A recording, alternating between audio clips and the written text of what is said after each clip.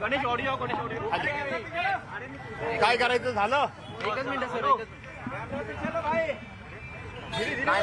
बाहेरूनच आहे.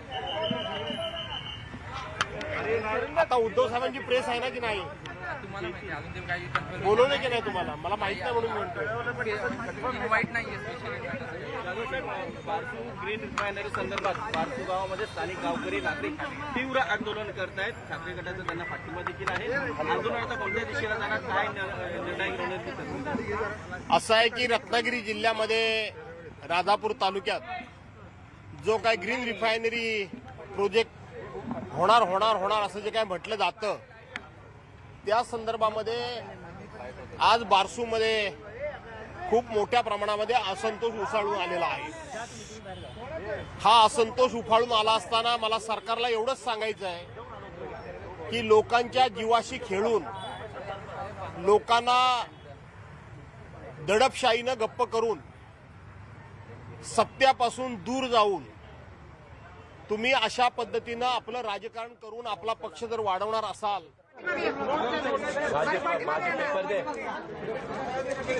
माझे पेपर कुठे आहे?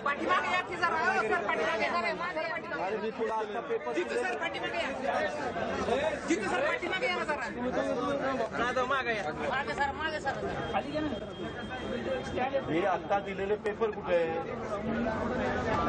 तुम्ही कशाला रे? तो मी तुझ्याकडे जायचं, तो दुसरीकडे बाजीराव की करायची ते नाही.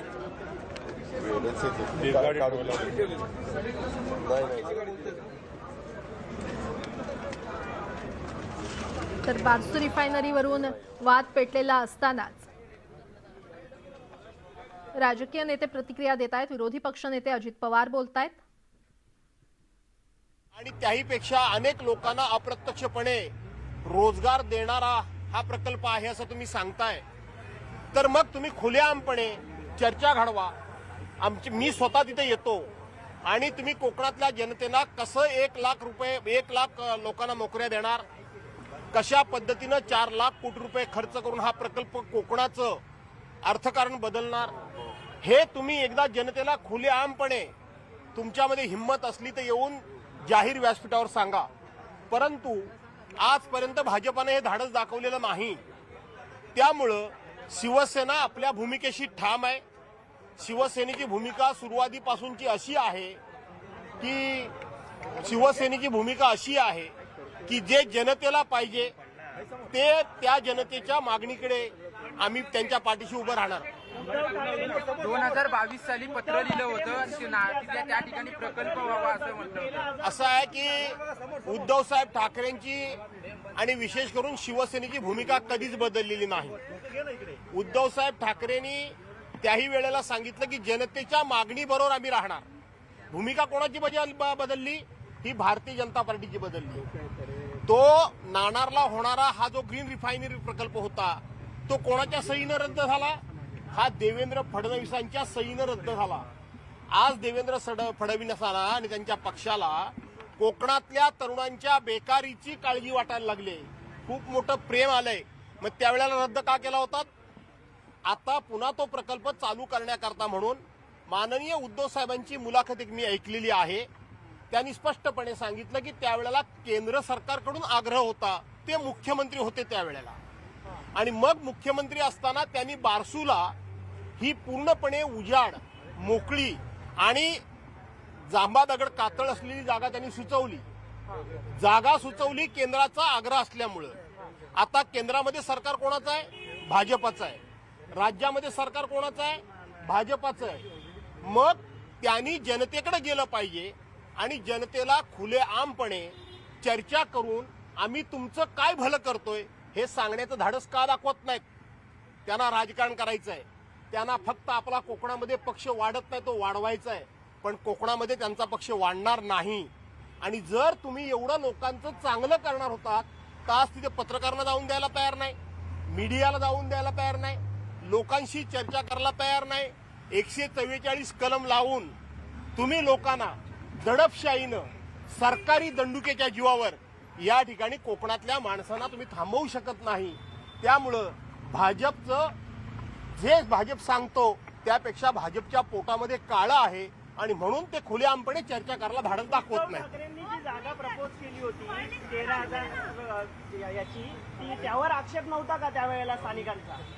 असं आहे की जो काही स्थानिकांचा आक्षेप नाणारवर असेल, बारसूवर असेल, सरकारची ही जबाबदारी आहे. उद्धव साहेबांनी त्यावेळेला पत्र देतानाच केंद्र सरकारला माझ्या माहितीप्रमाणे सांगितलं होतं, ही जागा आम्ही सुचवतोय, तुम्ही नक्की निर्णय केलात की निर्णय झाल्यानंतर आपण जनतेबरोबर जाऊ, जनतेशी बोलू, त्यांना समजावून सांगू, त्यांनी मान्यता दिली तर आपण विचार करू. उद्धव साहेबांनी जागा सुचवली याचा अर्थ उद्धव साहेबांनी आपली भूमिका बदलली नाही. आता त्या ठिकाणी दबाव आणला जातोय. की आमच्याशी चर्चा करा, चर्चा केली तर आपण सहमती दर्शवणार का? सहमती आम्ही दर्शवण्यापेक्षा त्या चर्चेला मी जायचं तेव्हाच कबूल केलेलं आहे. तुम्ही जाहीर व्यासपीठ लावा, तिथे जनतेला बोलवा, तुम्ही काय सांगताय जनतेच्या फायद्याचं ते आम्हाला ऐकू द्या. तुम्ही सांगितलेलं जर आम्हाला पटलं, लोकांना खरोखर रोजगार देणार आहात, लोकांना खरोखर 3 ते 4 लाख कोटी रुपये कोण करणार आहे?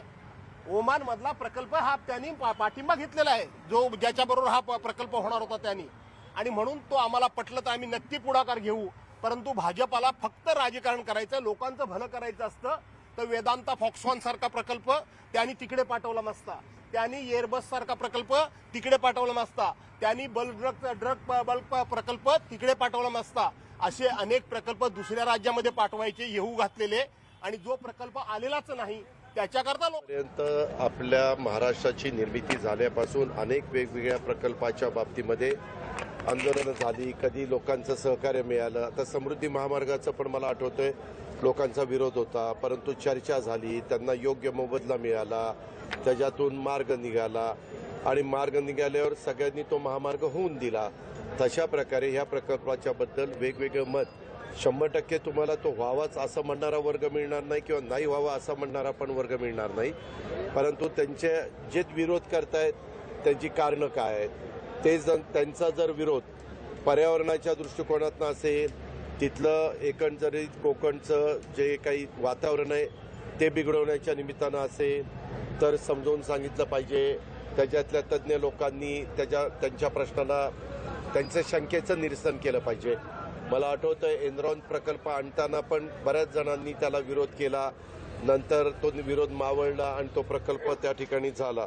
आता ह्या संदर्भामध्ये जे काही चाललंय मुस्कटदाबी होऊ नये, जे होईल ते संमतीनं व्हावी आणि त्याच्यातनं मार्ग काढला जावा, एवढीच माझी त्याच्याबद्दलची अपेक्षा. आम्ही विकास कामाला विरोध करतच नाही.